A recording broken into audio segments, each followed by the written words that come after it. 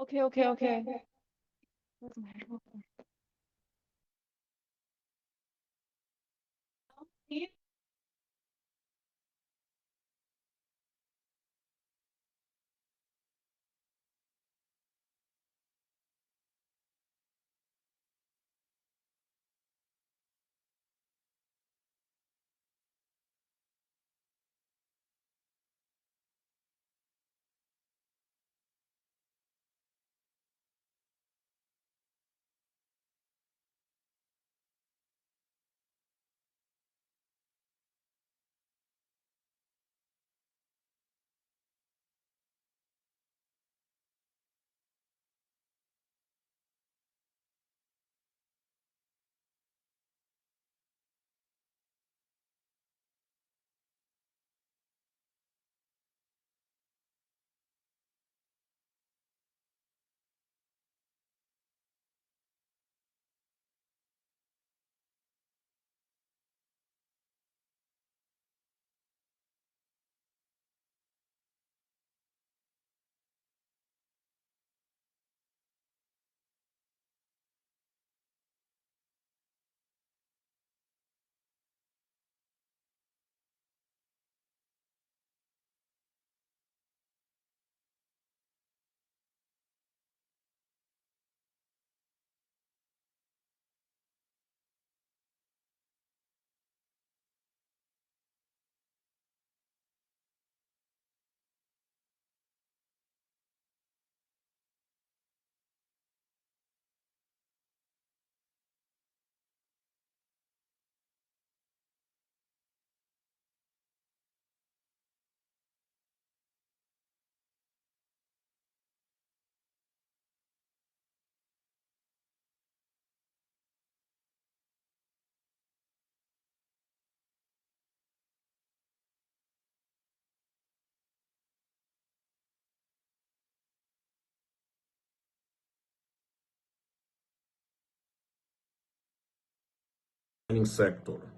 The sector is administered by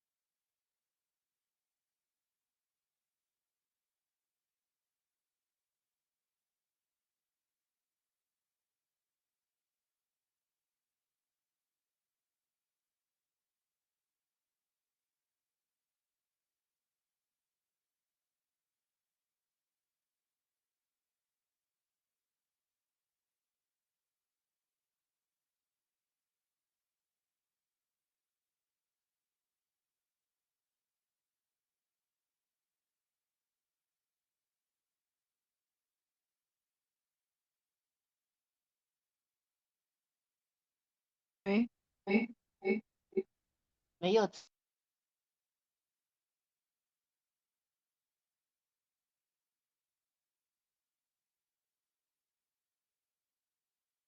喂。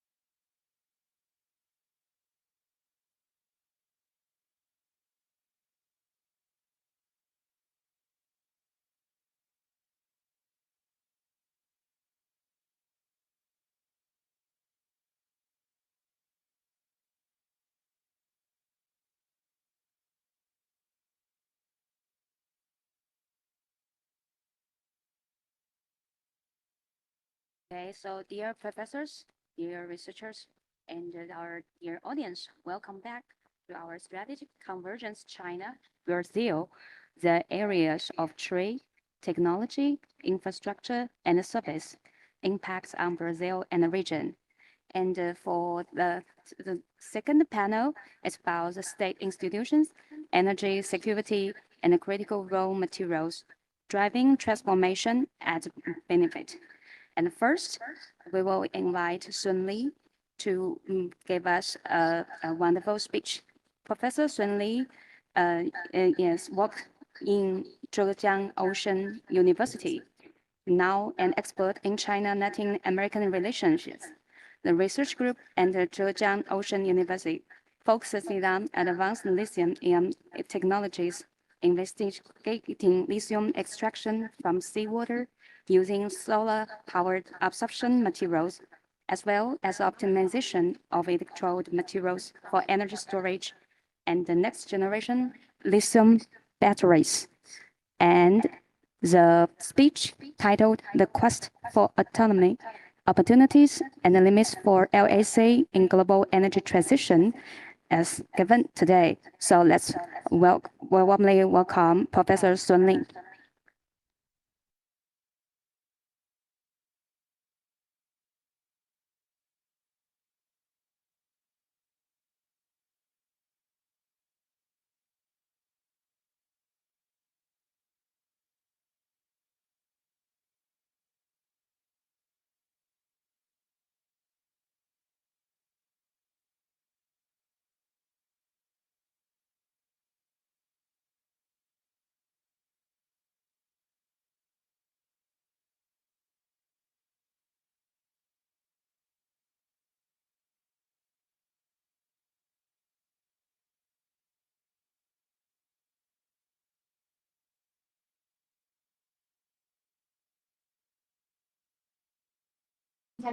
Okay, Professor Sun Li,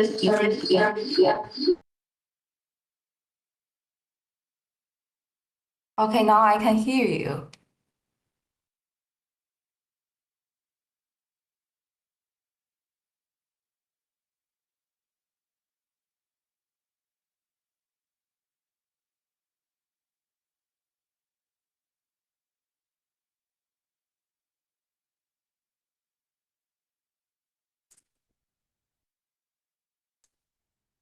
Professor Sun Li, can you hear us? Yes, clear and loud. Turn on your video and we can begin your speech about the quest for autonomy, opportunities. Okay. Okay, thank you. I'll share my screen first.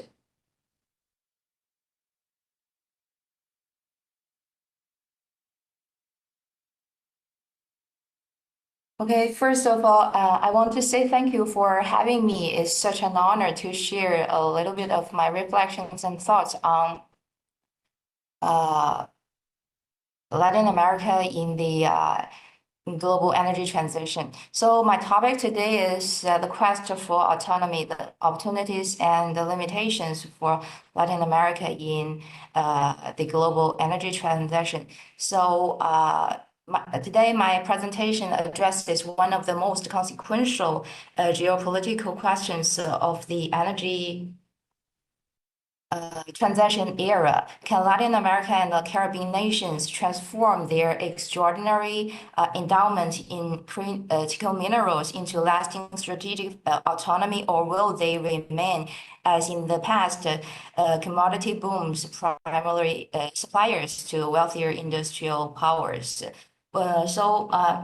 Today I'm gonna talk about 6 sessions: the structural background of global energy transition and repower competition, and how China and the US are positioning themselves in the region, and also the main strategic responses of Latin American producers, and also the internal and external constraints and headwinds they are now facing. And finally, I'll draw a conclusion. So let's take a look at the structural background. Before we dive into the strategy, it's worth pausing on the sheer scale of what's at stake geographically. And 3 data points set the scene. Chile and Peru alone account for over 34% of global copper output, which is an indispensable metal for electric motors, wiring, and grid infrastructure. While Chile, Argentina, and Brazil together supply 32% of global lithium production, the core battery material of the EV revolution. And the so-called lithium triangle, Argentina, Bolivia, and Chile holds nearly 50 of the world's known lithium reserves. To put this in perspective, the United States holds only 16.5, Australia 17.7, and China a mere 6. So why this matters structurally? This isn't just an economic story. The competition for critical mineral is fundamentally a context over who controls the fundamental inputs on green technology, digital infrastructure, and advanced manufacturing. So scholars are increasingly describing this as mineral politics superseding the oil politics that shaped the 20th century geopolitics. So crucially, both the United States and China face what analysts call a rigid demand for these resources. There is no short and easy domestic substitute. So that rigidity gives Latin American producing countries real structural leverages only if they can organize it effectively. So let's take a look at how China and the United States are competing with each other in LAC. So the approach, Washington's response to China's dominance of a global mineral supply chain has been multi-phased. So the most architectural significant move was the co-founding of the MSP with EU, Canada, Australia, and Japan, sometimes called the Mineral NATO. So its main aim is to coordinate governments and private investment to diversify supply away from Chinese-controlled sources.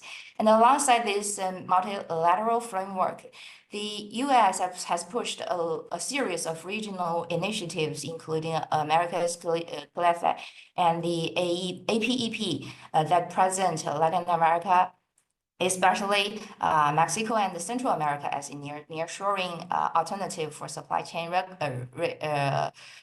regulation. Okay, so most recently, a more coercive dimension has emerged. The U.S. is effectively institutionalizing exclusion clauses requiring that Chinese entities be barred from project receiving U.S. backing, and Venezuela offers an early template.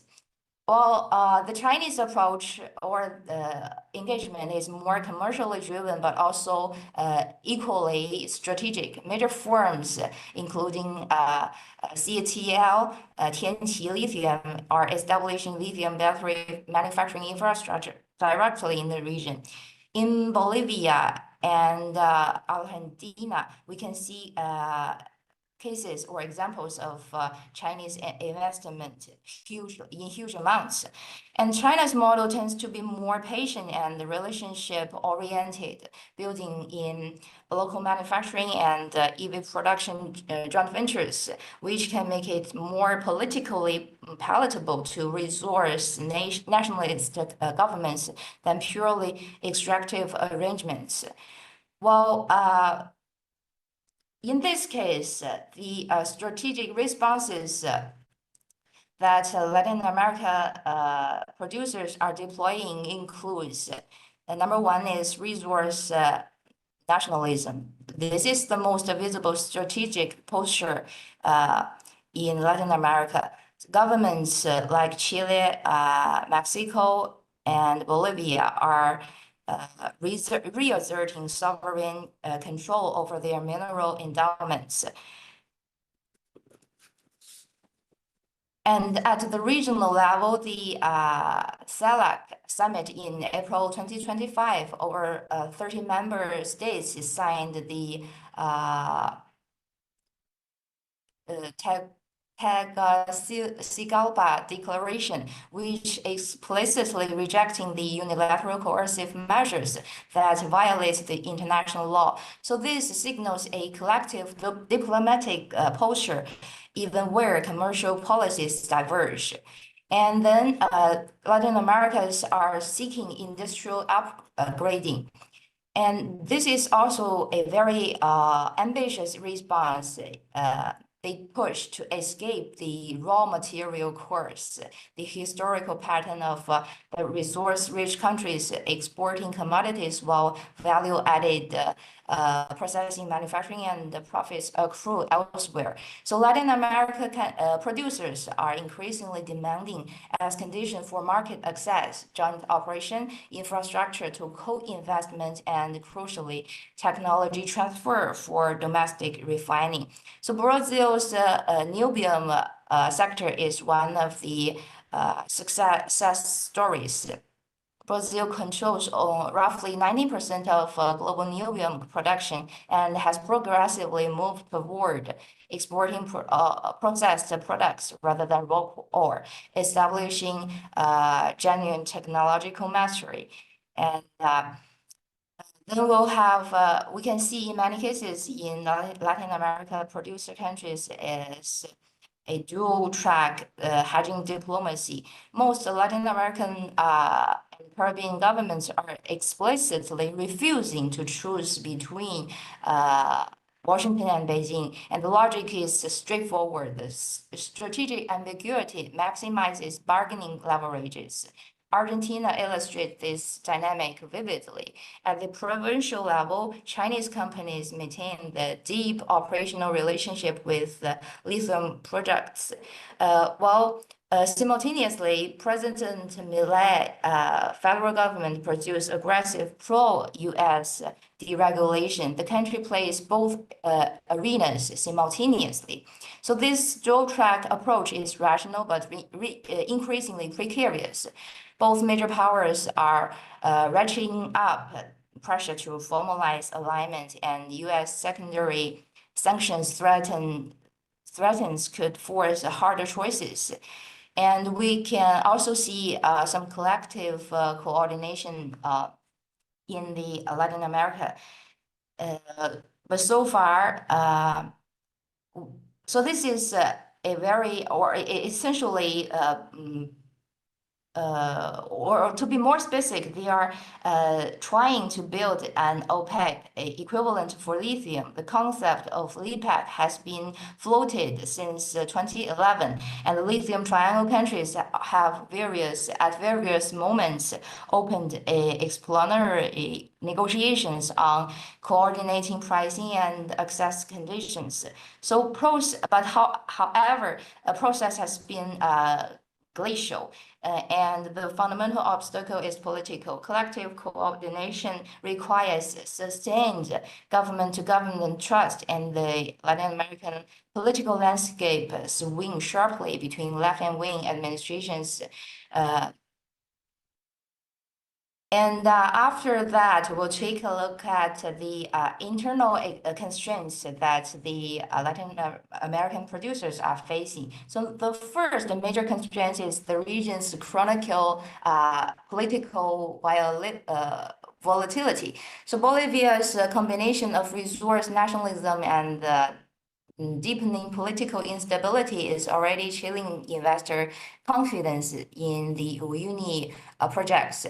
And the pendulum effect, right electoral swings generates policy uncertainty that is particularly damaging in an industry with 7 to 17-year lead time from discovery to production. So products must survive multiple electoral cycles, and the investment calculus shifts accordingly. This is why LIPAC has stalled, and the coordination mechanism only functions during window when left-leaning governments are simultaneously in power across the triangle countries. Those windows are now narrowing and unpredictable. And also the Latin American countries face fierce social and environmental pressure. Panama's first quantum copper mine was shut down in 2023 following mass public protests over environmental concerns and revenue distribution.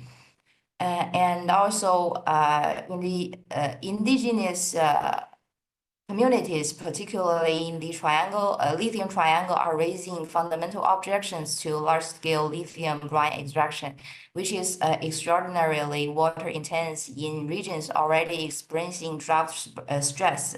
So the absence of meaningful prior consultation and inadequate environmental impact assessments have become flashpoints. So the lesson is unambiguous. Social license cannot be assumed, and when it's revoked, it can terminate projects regardless of their strategic or economic importance. And also the third constraint is structural. The very industrial upgrading that Latin American producers aspire to requires sophisticated technology and substantial long-term capital, both of which largely reside with the external powers they are trying to gain autonomy from. And refining lithium to battery grade quality, manufacturing cathode materials, or producing electrolytic copper all require proprietary processes, specialized equipment, and deep technical expertise. So all this creates a fundamental tension. The more ambitious the industrial strategy, the greater dependency on foreign partners. And besides the internal constraints, Latin America also face external headwinds. And the most immediate external one is price. As we can see that lithium carbonate price fell approximately 80% from their 2020 peak to late 2024. And the lithium carbonate futures on Chinese exchanges closed at 2024 at roughly 73,000 yuan per ton, which is 32% decrease from the year start, and the market remains firmly in bear territory. So for countries whose physical revenues and foreign investment attractions depend heavily on commodity price levels, this is a severe shock. And also the situation is compounded by the Trump's administration's rollback of EV purchase subsidies, which directly suppresses demand growth for lithium. When the world's largest economy signals reduced commitment to electrification, so the ripple effects on Latin American mineral investment are substantial. And also a deeper structural threat is technology distribution. The strategic value of the lithium triangle rests on a specific assumption that lithium-ion chemistry remains the domain energy storage pathway. That assumption is increasingly contestable. Sodium-ion battery operates on similar principle to lithium-ion, but use sodium among the most abundant elements on Earth in place of lithium. CATL's chairman has publicly forecasted that sodium-ion could capture more than half of the market currently severed by lithium-ion phosphate batteries. So solid state and lithium sulfur technologies add further medium-term uncertainty. If the dominant battery chemistry shifts, then I guess Latin America's lithium leverage could diminish rapidly. As I noted earlier, U.S. Pressure to institutionalize Chinese exclusion from mineral projects is intensifying, as we can see from the Venezuela template.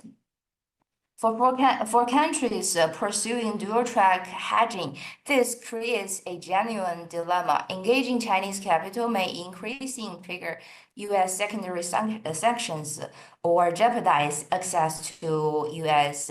markets or financial system, effectively forcing a choice that Latin Americans has been strategically trying to avoid. And finally, there is a chronic infrastructure deficit from exploration discovery to first copper production. Takes an average of 17 years for South American lithium, around 7 years. So bureaucratic permitting adds further delays. The Inter-American Development Bank estimates Latin America and Caribbean needs at least $22 billion in infrastructure investment by 2030, just for utilities, energy, transport, and telecom maintenance and expansion. So given the fiscal pressures in Argentina, Brazil, and Mexico, that gap is unlikely to be closed by public funds alone, and which creates continued dependency on foreign capital for the basic infrastructure prerequisite of mineral development. So let me close with 4 integrated judgments. Number 1 is Latin American producers are active agents, not passive objects. The old frame of Latin America as simply a resource periphery serving core industrial powers is analytically obsolete. Resource nationalism, industrial upgrading demands, collective cooperation attempts, and dual-track diplomacy all reflect genuine strategic agency. And also the declaration is a political sign that cannot be dismissed. And number 2, in the short term, dual-track hedging and resource nationalism are effective and broadly rational. Well, the key question for structural power is whether Latin American and the Caribbean countries can move from rhetoric to reality on industrial upgrading, and when whether the lithium triangle can sustain coordinated action across the electoral circles. Both are uncertain. Well, the window is real, but it's narrowing quickly. The lithium triangle's strategic leverage is genuine. Nearly half of the global reserves, rigid demands from both superpowers, and this transition timeline that creates urgency for both Washington and Beijing. But this window could narrow faster than we expected. Through technology substitution, through price collapses that erodes physical capacity or industrial policy, or through geopolitical coercion that forecloses dual-track policy. And the core challenge for Latin American mineral producers is that every goals they seek, technological sovereignty, industrial upgrading, a collective price powering, requires the cooperation of external powers who have an interest in preventing exactly those outcomes. So navigating that contradiction without succumbing to either dependency or isolation is the defining strategy task for the region in the years ahead. And that's pretty much my thought and reflections on Latin America's role in this historical global energy transition. And thank you, and I'm happy to take questions. Okay, so dear audience and researchers, and also our scholars and others, you are welcome to pose a question to Professor Sun Ning in the chat box.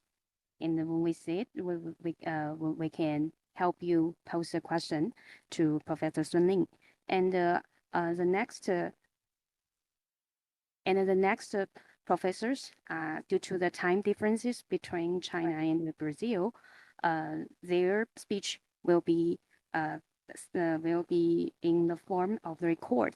And if you have any questions, you are also welcome to type your questions, and we will transfer your question to the professors as well.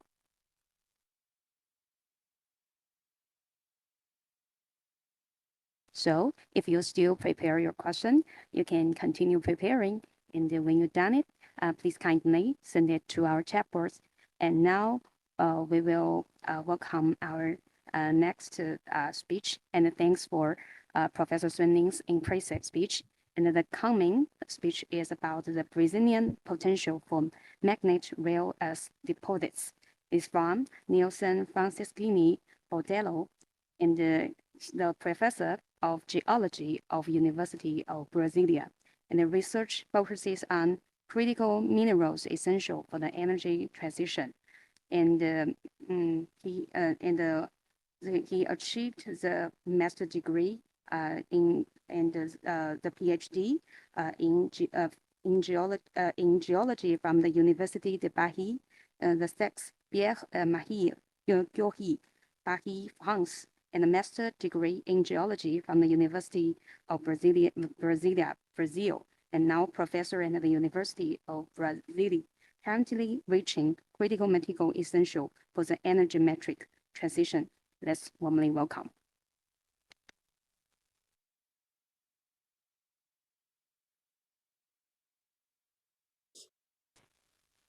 Good morning.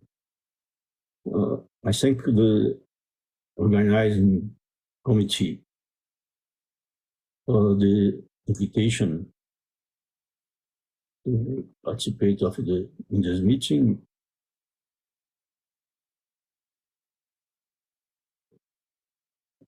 Well, rare earth elements are currently the most geopolitically charged mineral commodities.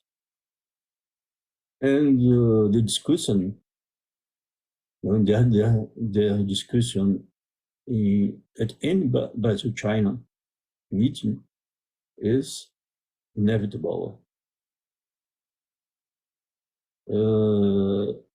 Of the 17 naturally occurring rare earths, only 4 are the most critical for the global energy transition. They are the magnet rare earth elements.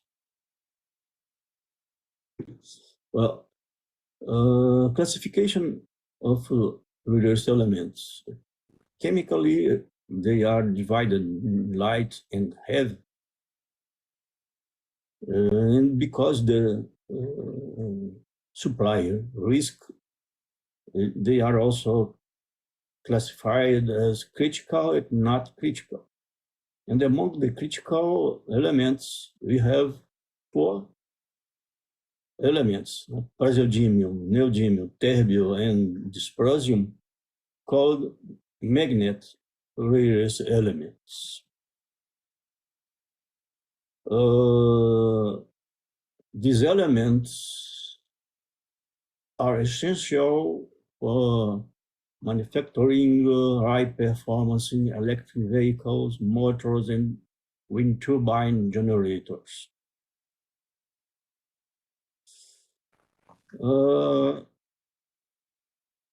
This slide is very complete and highlighting uses, sources, geopolitics about rare earths, with a focus on 2 of the magnet rare earth elements, dysprosium and terbium.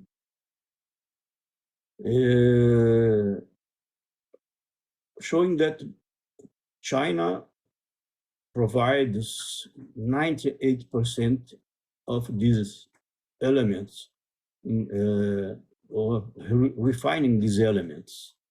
And also because it shows Brazil as a possible source for these elements.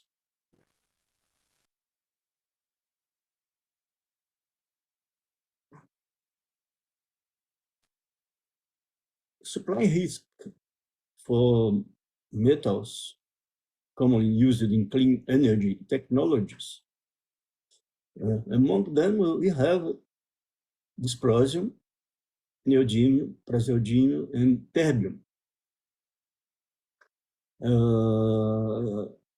In this context, they are critical metals with the highest supply risk.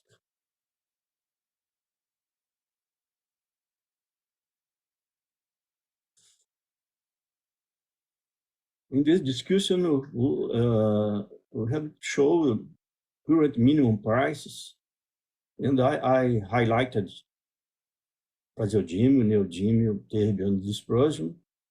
They have the highest price, and in 2026, the price have risen toward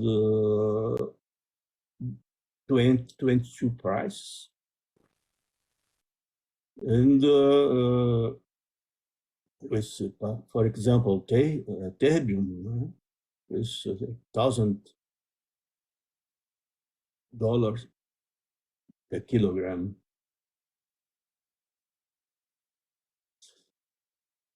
So Brazil is not yet a significant player in rivers, despite having a second largest reserves in the world. This data from United States Geological Survey highlighting the discrepancy between reserves and production. In 2024, Brazil didn't even appear among the top 10 rivers producers.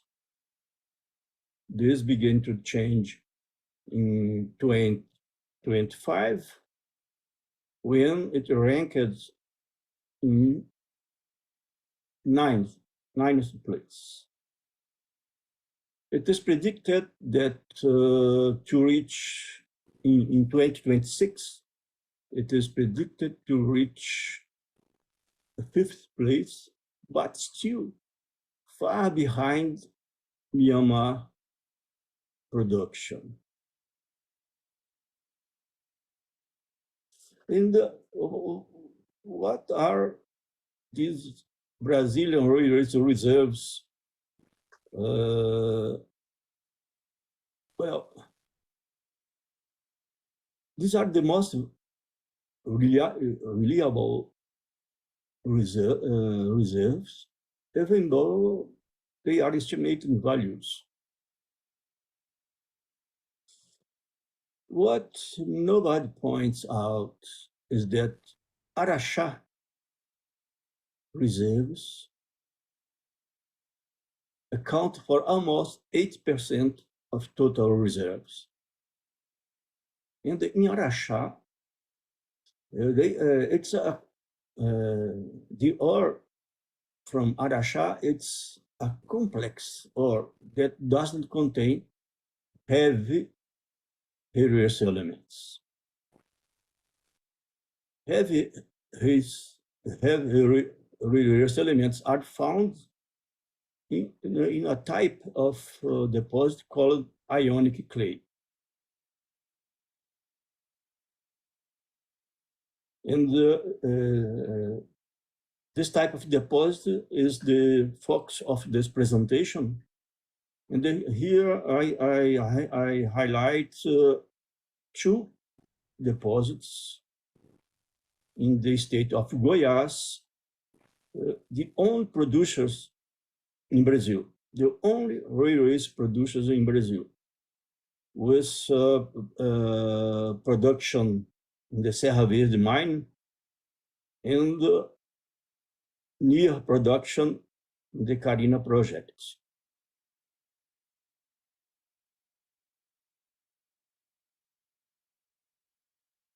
And of course, with the heavy rivers. This type of deposit, ionic clay, or ionic clay or adsorption type deposits, they are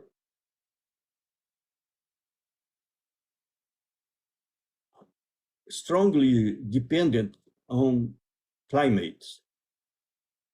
In this map of climate classification, we see the deposits situated at tropical and temperate regions. In the Brazilian deposits in or near production, the two deposits, they are here, located here, the Serra Verde, and the Carina project, near production, 2027, 2028. Well, in China, the distribution of these deposits, we see in Brazil, we have two. In China, Myanmar, Vietnam, we call deposits in Southeastern Asia. In this region, 1,500 kilometers. And because these deposits, China became the first producer of heavy rares. And what are advantages and disadvantages of ionic clay deposits? The advantage, the concentration of heavy elements, ease of metal extraction using less aggressive substances, reduced waste and contamination, ease of restoration of degraded areas, and disadvantages, low content and impact on large areas with the elimination of vegetation.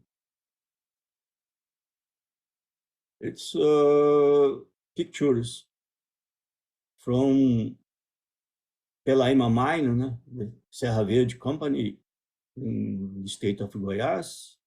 It's the first ionic clay rare deposit in Brazil.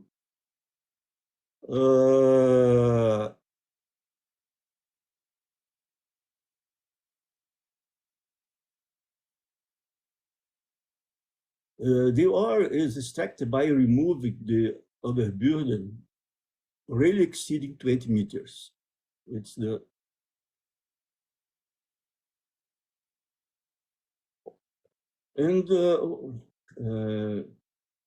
what are Brazilian regions most favorable for magnet rare deposits of ion adsorption type of ionic clay? Well, we have here a region called Goiás province, where the two mines are situated, Serra Verde and Clara. Poços de Caldas region with two deposits is maybe the next deposits in production, 2029 maybe. Pitinga region, one deposit. Rondônia province and southeastern state of Amazonas, here.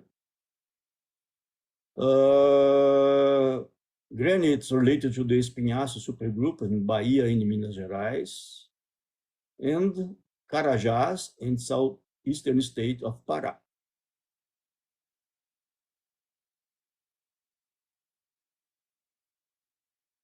And we see that various projects have already migrated to the Amazon region. And then in this region here, we have huge railway projects near the city of Apuí, cutting by the Trans-Amazonian roads.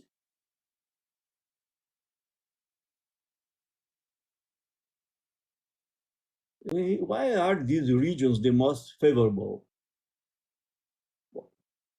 Because they have rocks specialized in heavy railers. They have a tropical climate,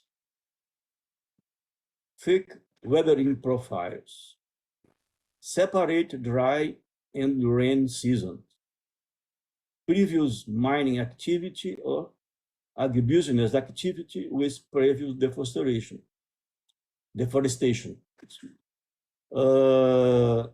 Well, so these are the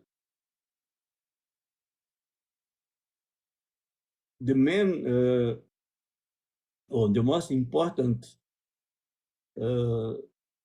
situation to have this type of deposit.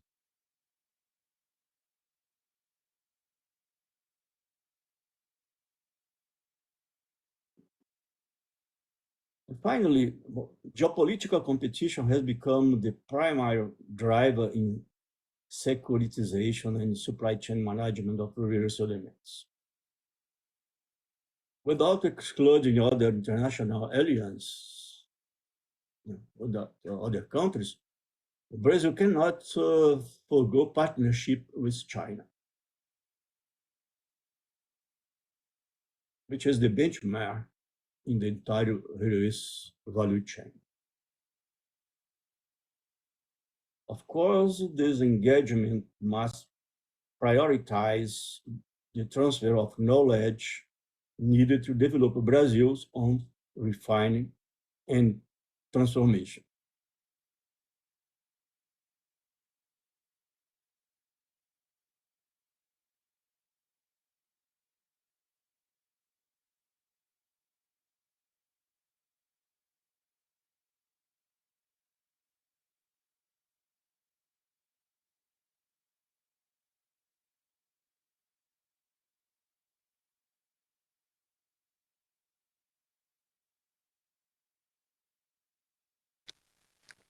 Okay, so thank you for the impressive speech. And if you have any questions, you can type in the chat box and we can transfer the question to the professor. And now let's warmly welcome the coming speech from Mauricio Santori, entitled speech, New Economics Trends in the Sino-Brazilian Strategic Partnership, Investment, Trade, and the Impact of American Protectionism. And Mauricio Santori is a collaborator at the Center for Political Strategic Studies of the Navy Brazil, and he got his PhD and the master's degree in political science from the University Research Institute of Rio de Janeiro. He was a professor of international relations and Federal University of Rio de Janeiro and Gatino Vargas Foundation and Gadio do Mandos, as well as a visiting researcher at the New School and the Tokyo Della University. So let's welcome.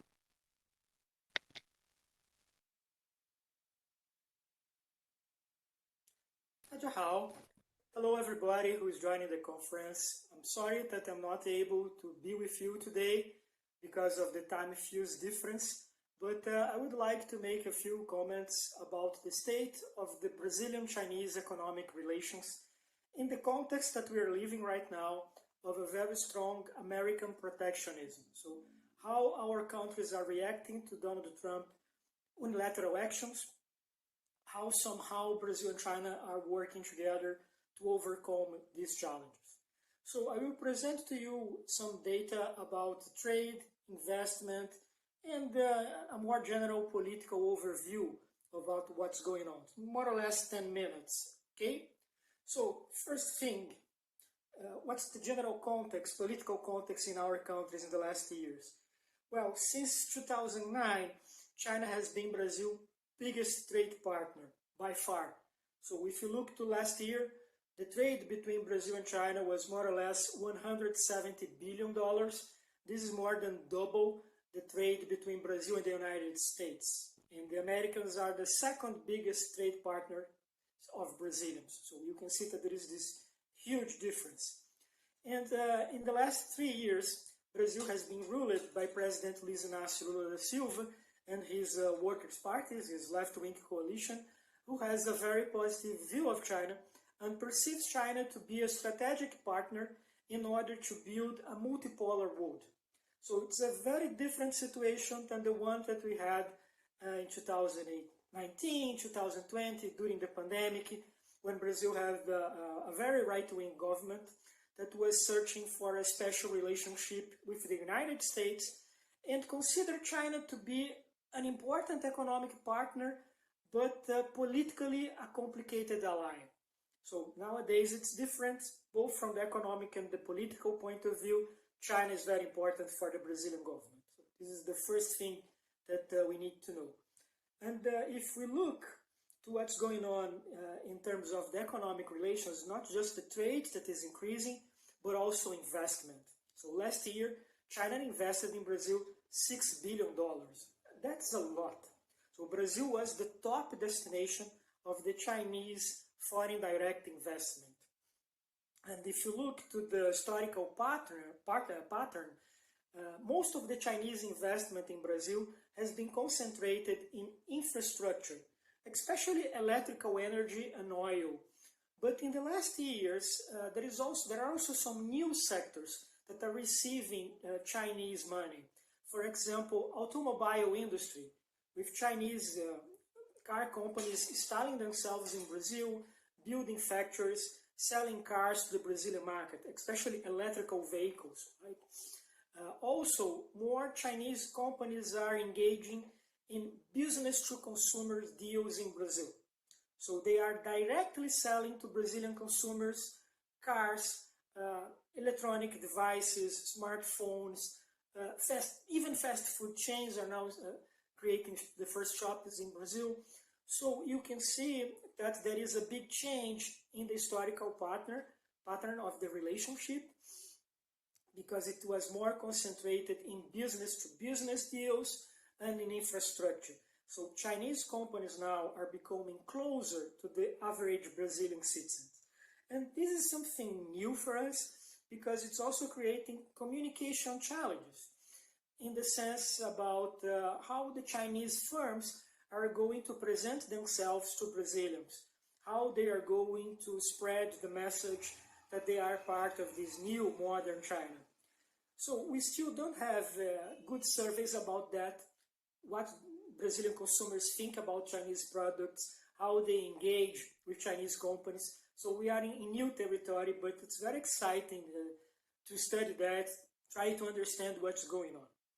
And it's not only about the two national governments. This is not only a story between Brasilia and Beijing, but also a story about local actors in Brazil engaging with Chinese investment, with Chinese trade.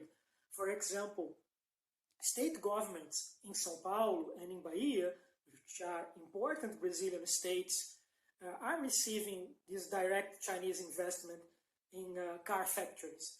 And they became quite active in trying to establish a good relationship with the Chinese government, with Chinese private firms. So this is also a new scenario, right? And most of the foreign relations of the state governments in Brazil is in the sense of attract direct investment, both Chinese and from other countries.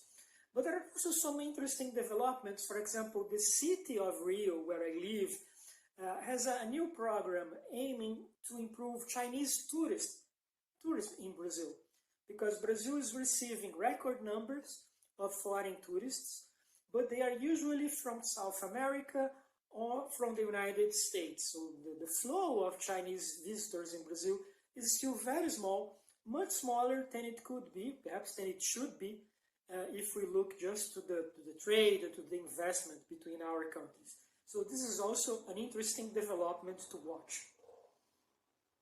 And if you look to what kind of message the Chinese companies are communicating to the Brazilian consumers, I think that BID is a very interesting case study. So BID is quite big now in Brazil. Last month in April, it was the company that sold most cars in Brazil in the retail market. So more than American companies, more than European companies, and that's incredible because it's really the break of a long history in Brazil of doing business with the United States, with Europe. So China is the new kid on the block and it's doing quite well. And BID advertisements are usually highlighting the fact that these electrical cars are manufactured here in Brazil with Brazilian labor, and they are being selling, of course, for the Brazilian consumer. So you can see the word Brazil all the time in the advertisement of the company. That's very interesting, and it is very different from the way that, let's say, General Motors or Fiat or other Western companies do their propaganda in Brazil. So the Chinese are highlighting this more nationalistic approach to the Brazilian consumers, and it's working quite well, right? But we also have some challenge ahead of us, and I think that the biggest one is American protectionism. So last year, both China and Brazil suffered a lot from high tariffs, from the unilateral actions of the Trump administration. And in the case of Brazil, it was very important, the economic relationship with China, because that gave Brazil more room to deal with the United States, to negotiate a deal with Donald Trump. Because the American market is very important for Brazil, no doubt about that. But nowadays, it's more or less 12% of the destination of all Brazilian exports. And in comparison, China is receiving more than 30% of Brazilian exports. So you can see that Brazil was in a more comfortable position to negotiate with the United States than Canada or Mexico, that have a very strong dependency on the American market. But at the same time, the fact that the United States is in a very tense relationship with China is putting lots of pressure on Brazil. So Brazil is trying to balance, to keep good relationship with everyone. This has become a problem of partisan politics in Brazil, especially right-wing conservative political parties that tend to be closer to the United States. So this is creating some tension in the debates about Brazilian foreign relations. And this is an election year in Brazil, so we can see that this is going to be a major issue for debate in the country. And also because of all the discussions regarding rare earths in Brazil. Brazil has the second biggest reserve of rare earths in the world, just behind China. And there are many local politicians who are saying that Brazil should strike deals with the United States in order to overcome the dependence on the Chinese market, in order to exploit the possibilities of dialogue with the United States, with Europe.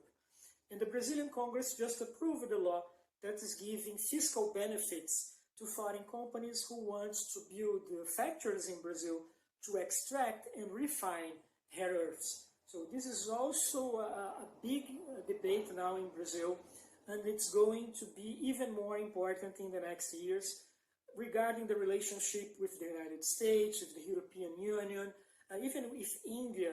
Brazil is already discussing how to exploit rare earths. And so that can be a problem in the relationship with China unless both countries create opportunities to discuss that. I thought that is going to be one of the discussions in our panel about that, and I look forward actually to watching the presentation and to read the material, because I'm sure that it's going to be very interesting. And we can also think about what we can do better together. It's not just about trade, it's not just about investment. The China-Brazil relationship is also about culture, about art, about education. And 2026 is the year of culture. in the bilateral relationship. And we should be doing so much more in this field, because Brazilians really don't know much about China, about Chinese literature, about Chinese movies. And usually the knowledge that Brazilians receive about China is secondhand.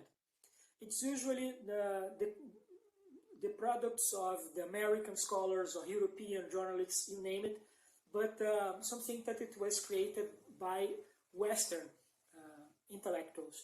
And I think that we should have a stronger South-South dialogue in art and culture, and also in military affairs, in the defense policy.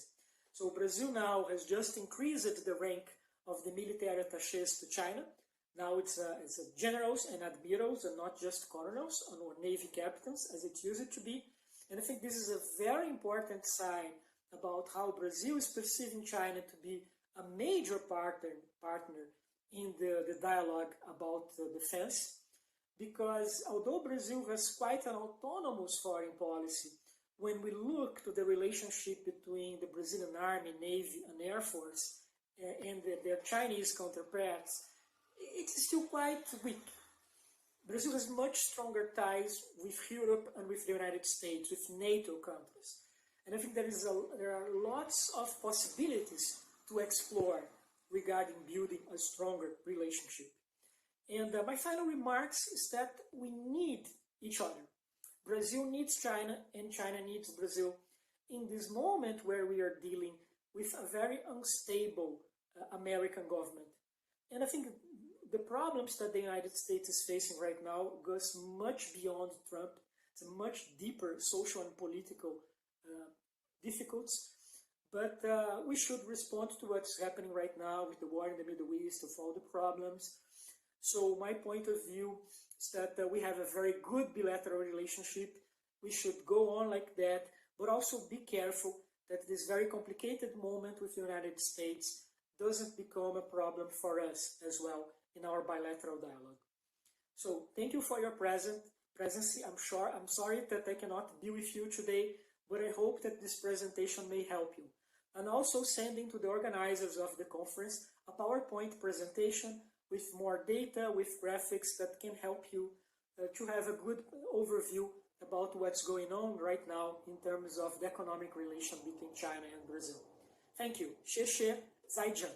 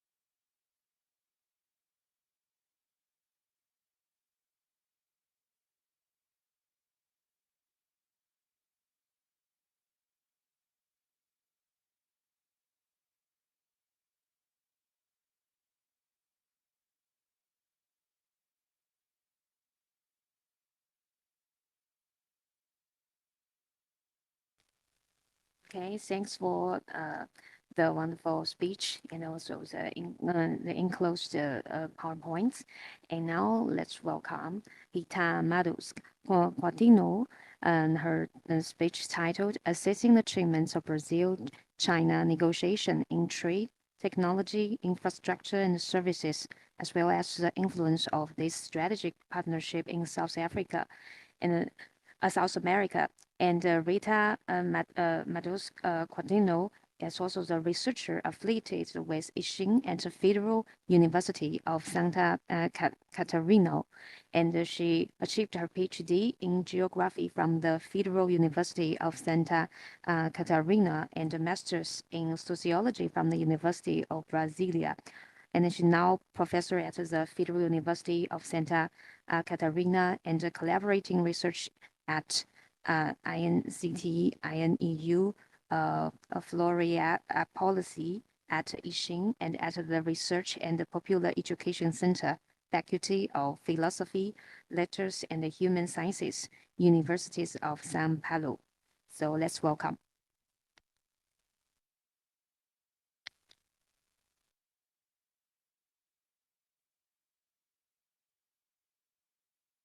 Dear colleagues,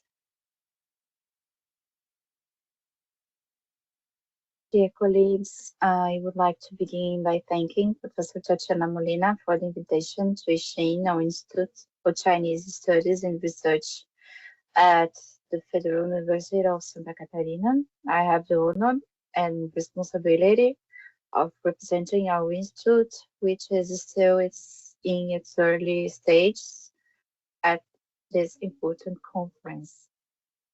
My goal in this presentation is to assess the progress achieved so far in Brazil-China bilateral relations, and also to point out some implications of this partnership for our region, South America.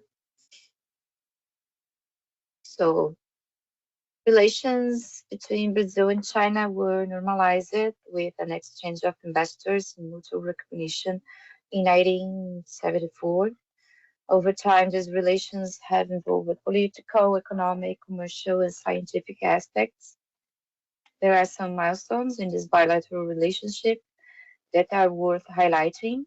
1974 was the year of the formal establishment of relations between Brazil and China with the exchange of ambassadors and the opening of embassies in Beijing and Brasilia.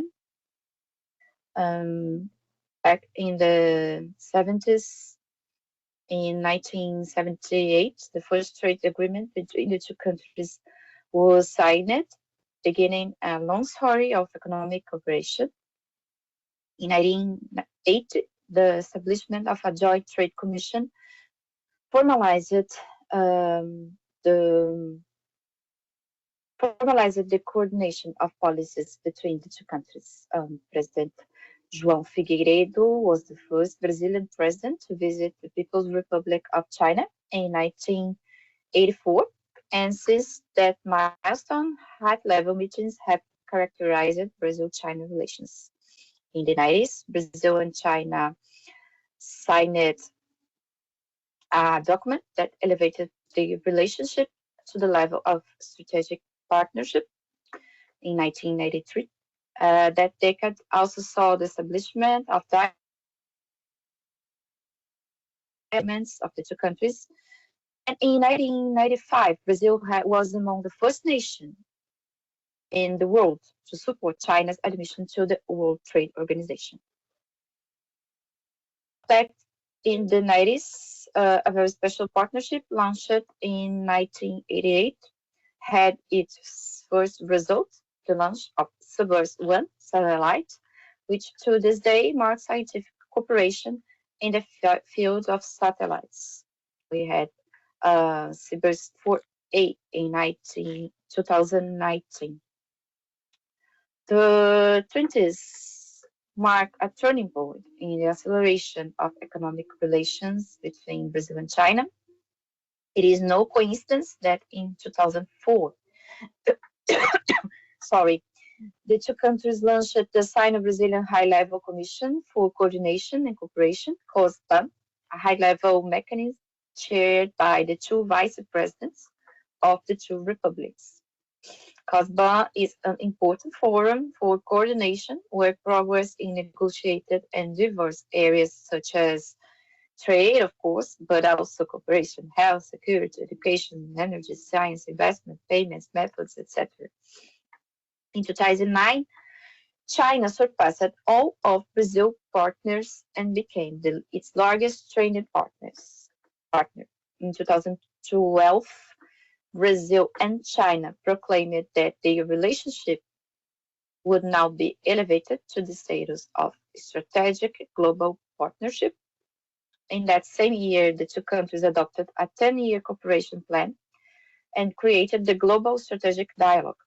At this stage, variable geometry mechanisms such as BRICS, BASIC, the G20 within the World Trade Organization, etc., became priority space for dialogue, with Brazil and China acting together as leading countries in these blocks. It can be said that in the decade from 2010 to 2020, the political dialogue between the two countries became more structured, and this partnership gained global importance, although the pace of progress in partnership mechanisms and new agreements between 2017 and 2022 was somewhat slower, partly due to the political characteristics of the governments in Brazil in that time, Temer and Bolsonaro. There was no decline in the volume of trade between the countries, nor were any treaties denounced. With Lula's re-election from 2023 onwards, the two countries began to experience a new golden age in their relations, with China's offer to Brazil to join its Silk Road initiative. Brazil, primarily for reasons of domestic politics, but also for geostrategic reasons, declined to formally join the new Silk Road. However, in practice, Xi Jinping's visit to Brasilia in 2024 resulted in 37 new agreements in various areas, and Lula's visit to Beijing in 2025 yielded another 20 agreements, in addition to the advance negotiated at the COSBAN meeting in 2024. There is no talk of Silk Road in Brazil, but neither can one speak of setbacks in the relationship between the two countries. Here I have included the total number of agreements signed between the two for the sake of curiosity. As you can see, we have 26 years of trades and agreements, and we have just 3 years without new agreements, but we have maintained all these agreements in course during all this time. Some trade data can help us understand the scope of this partnership. Here are some charts and figures compiled by the Brazil-China Chamber of Commerce, which can be consulted in this publication for those who read Portuguese. And all the data is available in the COMEX page of the Brazilian Ministry of Industry and Commerce. So here, from the year 2000 onwards, we see this upward trend in Brazil-China trade, shown in the yellow line. The growth of the Chinese economy in red appears to go hand in hand with the growth of trade with Brazil as an exporter of commodities, especially soybeans, iron ore, and oil, as well as meat. Brazil also began importing a wide variety of products from China, and over the years imported partners such as Mercosur, the United States, and the European Union, while remaining very important for Brazilian exports, have seen their share decrease compared to China, as you can see in this graphic.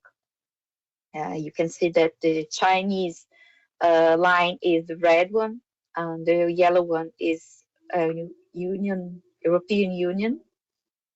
And we also have the United States in the blue line. As you can see, we have this very big distance between China and the other partners.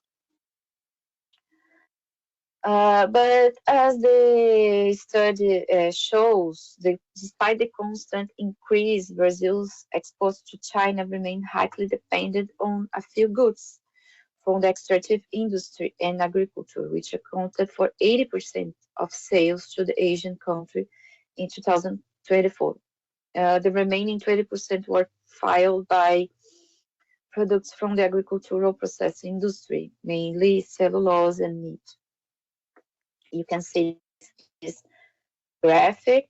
So there is an important difference in the profile of Brazil's economic relationship with China compared to Brazil's relationship with other partners. Although the total volume in the trade balance is smaller, Brazil's exports to the US, the European Union, and Mercosur are mostly made of products from the manufacturing industry, even if from the agro industry, semi-processed products such as grain, oil, cellulose, and juice fruits.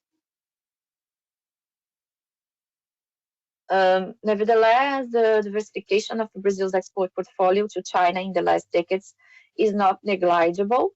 If in 1997 Brazil exported 673 products categories to China, this number now is almost 2,589 products categories, as you can see here in this red line.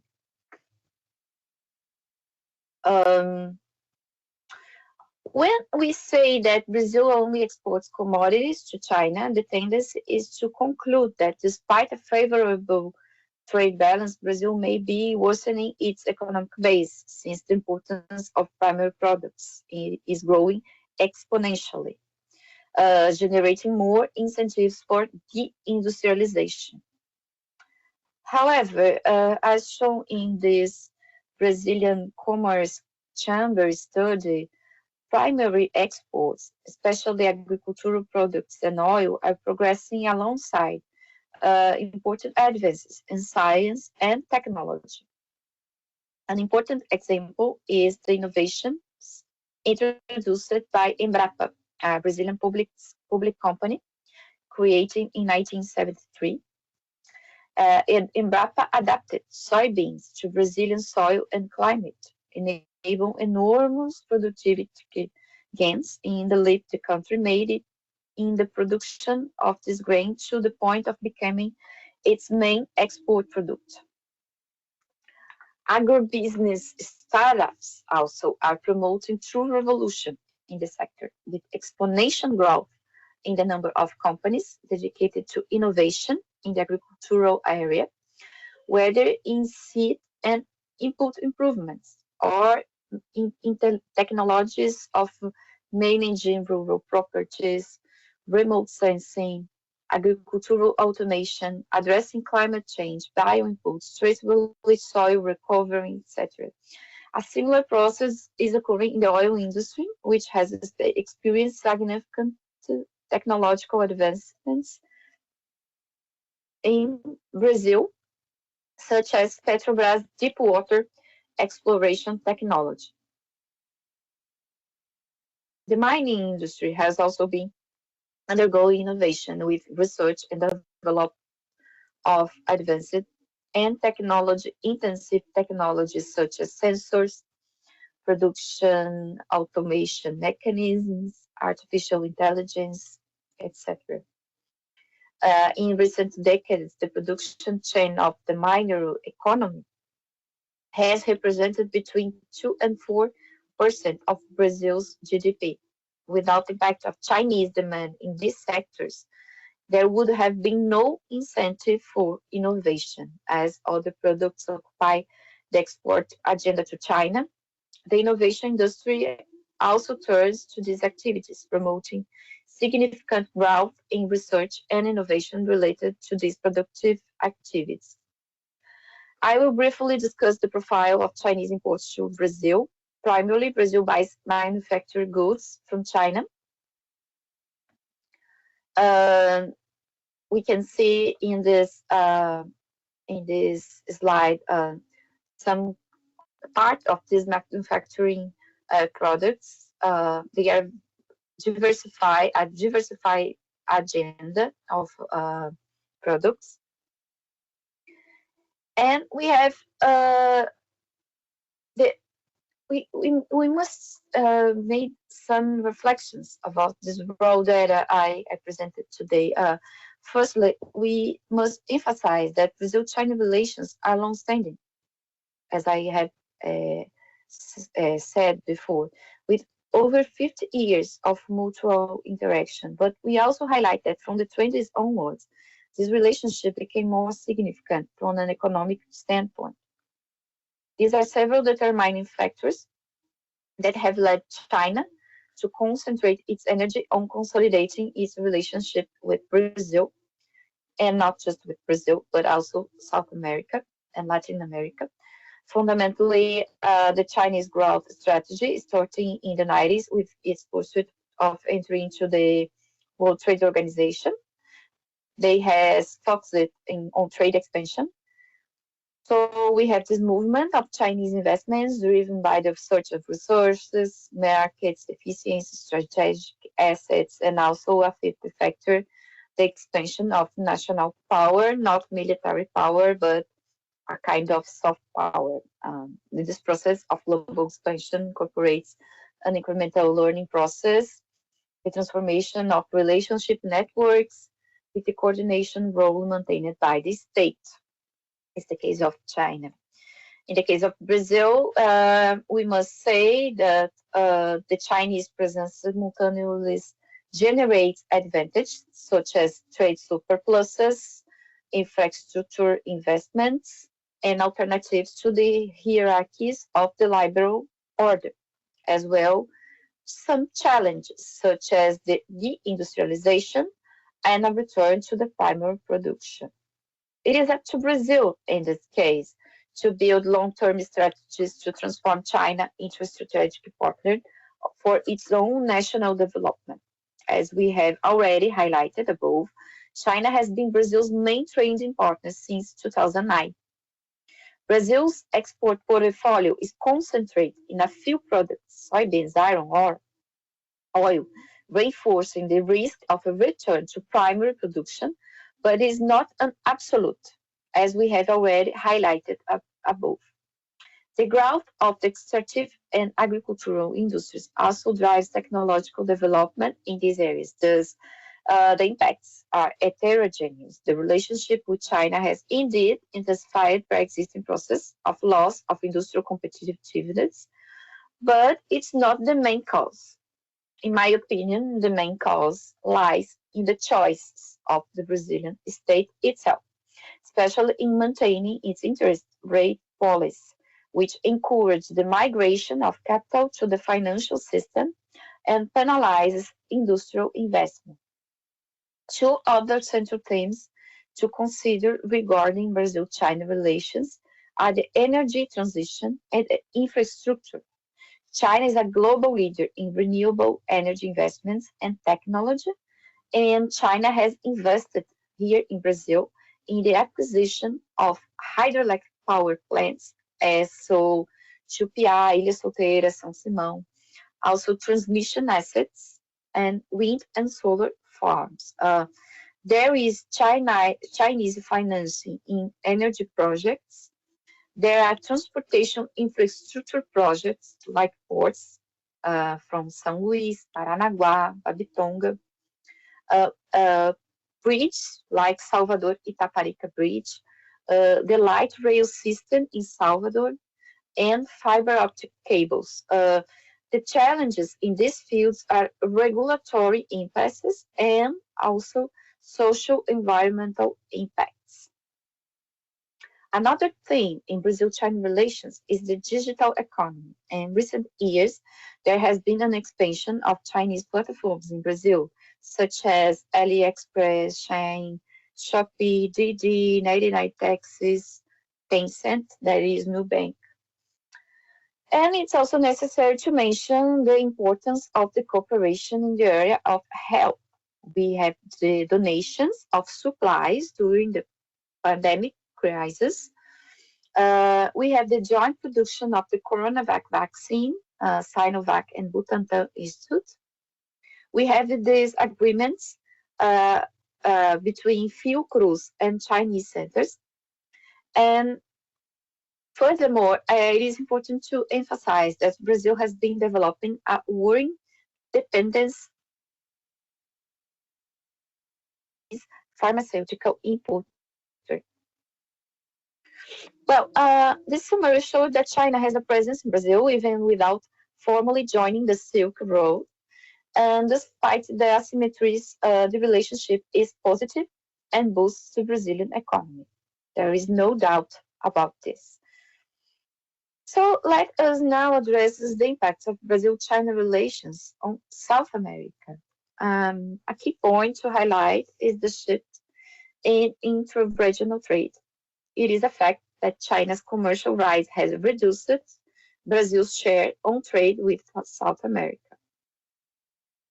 A very important and emblematic case is Argentina. The trade between Brazil and Argentina fell by almost 50% in the last decade. And in 2021, Chinese sales to Argentina grew by more than 50%, exceeding $13 billion. So you can see that Brazil fell by almost 50% and China gained almost 50%. So China gained a larger share of Argentine imports, while bilateral trade with Brazil declined. I must also mention the case of Paraguay, a Mercosur member.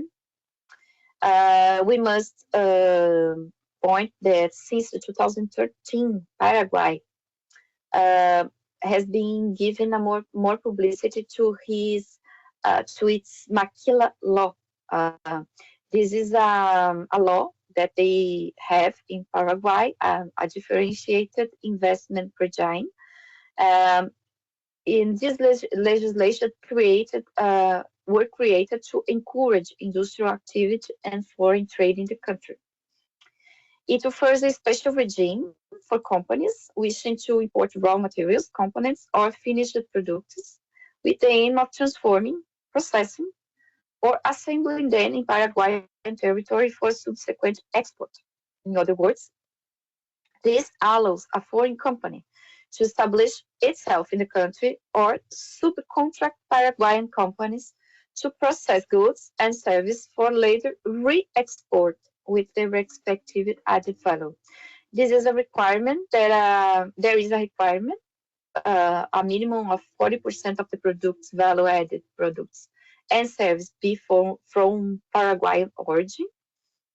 And what has been happening is that the entrepreneurs, and mainly Brazilian entrepreneurs, have been investing in the import of raw materials, secondary materials, machinery, and equipment from China to Paraguay, paying 1% of tax on imports, and subsequently having taxes suspended for exports of these products, the final products, to Brazil, or to Argentina or Uruguay, other Mercosur countries, or even abroad. Large Brazilian companies such as Riachuelo, JBS, Vale, Camargo Correia, Estrela, and others already have relationship with the country, with Paraguay. Another impact that I would like to mention in Paraguay is that Paraguay do not prohibit the sale of land to foreigners. So nowadays, because of the soybeans, large areas of Paraguay has been purchased by Brazilian investors for soybean production, and this soybean production is for the Chinese, to cover the Chinese demand. And the same thing is happening in Bolivia. A topic that is even central to the current protests taking place in the country. Brazilian people are buying lands in Bolivia. They are trying to buy lands in Bolivia to plant soybeans and to export to China. Therefore, for Brazil-China relations, there is a very important impact and problematic role that this relationship has in South America. Well, so for Brazil-China relations to play a beneficial role in South America, it's essential what? It's essential that Brazil and its neighboring countries invest in mechanisms to strengthen integration and to inter-regional trade within Mercosur and South America. This trade involves industries that are more labor-intensive and value-added, and also facilitates the internationalization of Brazilian companies. Brazil needs an active policy within Mercosur to review the use of mechanisms such as the Maquila Law, and also the lands issue must be solved. And this type of policy is necessary to revert to the process of create, in the case of Paraguay, in a kind of a free zone for the entry of parts and supplies from other countries, benefiting them at the expense of the Mercosur partners. So China's geoeconomic projection in South America has these characteristics of both competition and complementarity. The impacts are heterogeneous, and the role of Brazilian foreign policy is fundamental in reducing the risks of concentration of the export agenda and paving the way for diversification. China is positioning itself to fill gaps that constitute historical vulnerabilities in Latin America, especially the insufficient investment in infrastructure. The absence of an active regional policy has deepened the trend of productive specialization and dependence in the Chinese market, posing risks for both Brazil and its South American neighbors. Without an active policy of integration and overcoming gaps, such as those I mentioned earlier when discussed the case of Paraguay and Bolivia, the growing Chinese presence in South America, mediated by Brazil as the region's largest economy, tends to weaken intra-South American trade ties and reinforce the primary export pattern. At the same time, the Chinese presence offers financing and infrastructure opportunities that South American countries in isolation cannot provide. The key to converting this dynamic into regional development is the construction of coordinated strategies among South American countries and an active Brazilian foreign policy of integration.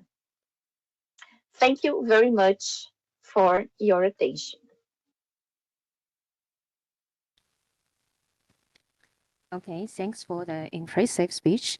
And now let's welcome our speech from Daniel Silgma.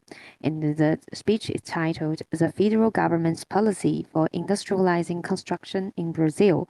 And Daniel Silgma is a director of the Department of Planning and National Housing Policy, specialist in public policy and government management, and also a PhD candidate at the University of Brasilia. He's a specialist in public policy and government management with PhD in policy science and a master degree in public sector economics from the University of Brasilia. Since 1997, he has held various positions in the Brazilian government in the areas of public finance, infrastructure, and logistics. Let's welcome.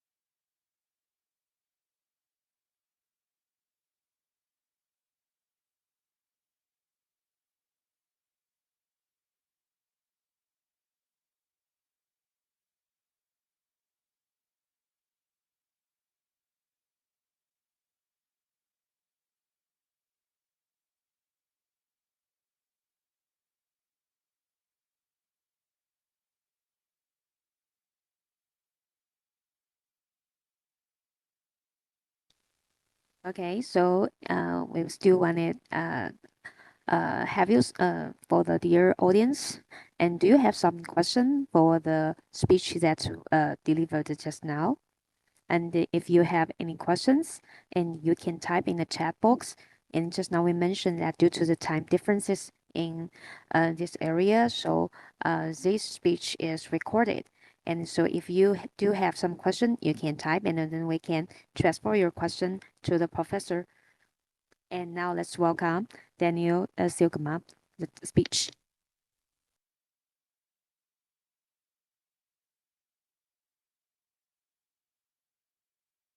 Ministry of Cities, which oversees housing policies in Brazil.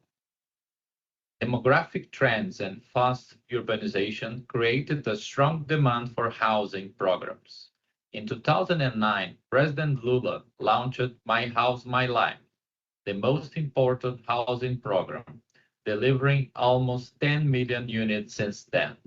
Using budgetary resource and financial loans, My House, My Life have been able to provide a home for those in need of state help.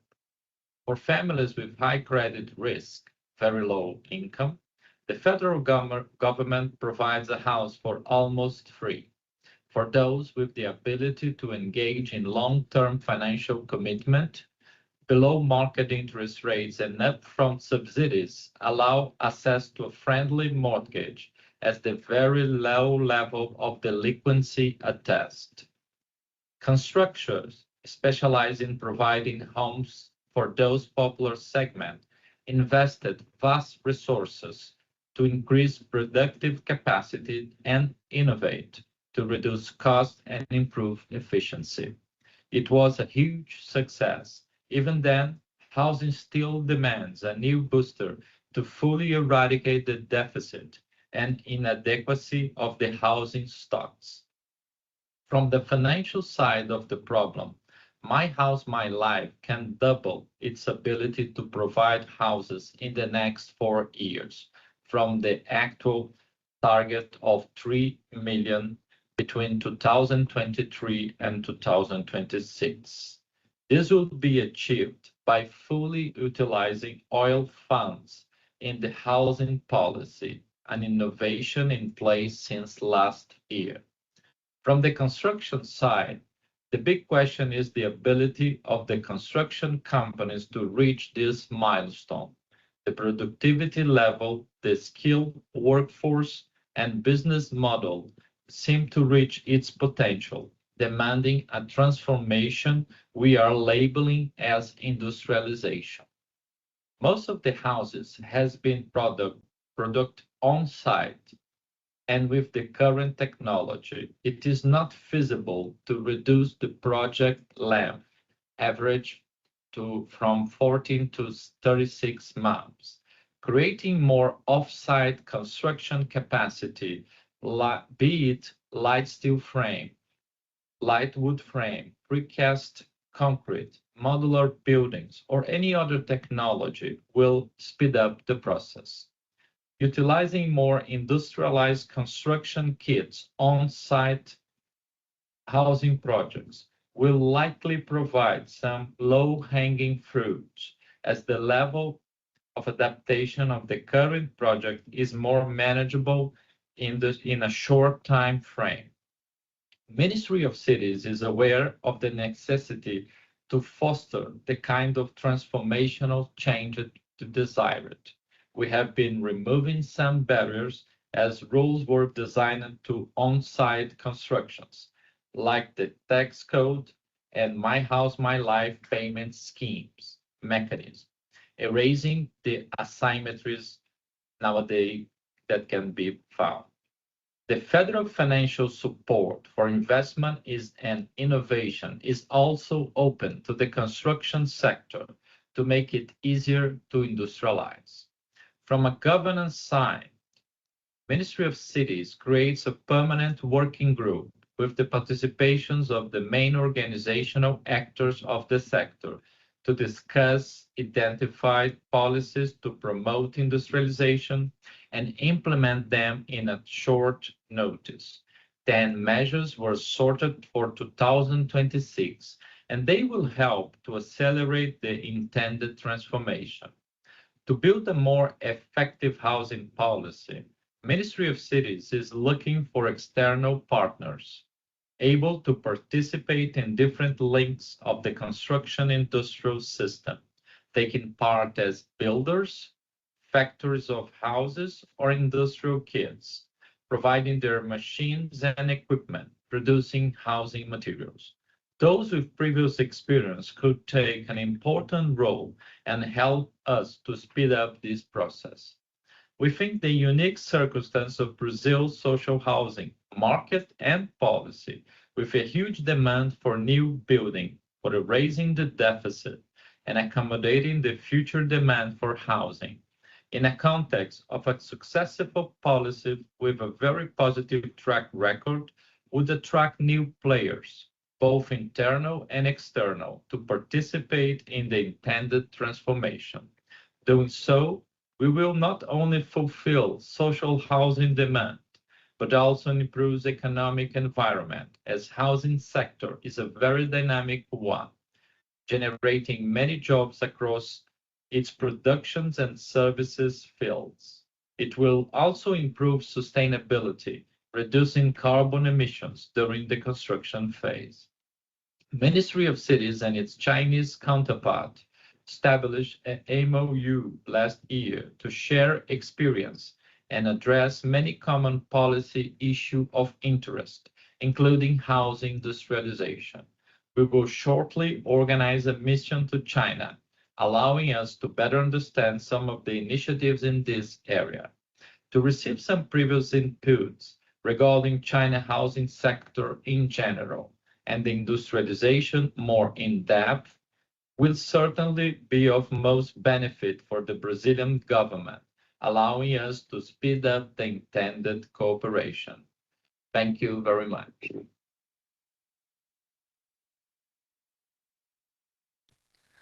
Okay, thank you very much, and thank you for your participation in the second panel. And this is our last speaker for this afternoon, and we look forward to your coming back at 9 a.m. tomorrow for the third panel, Trade, Services, and Technology, Drivers of Economic Transformation. Okay, and thank you for your coming.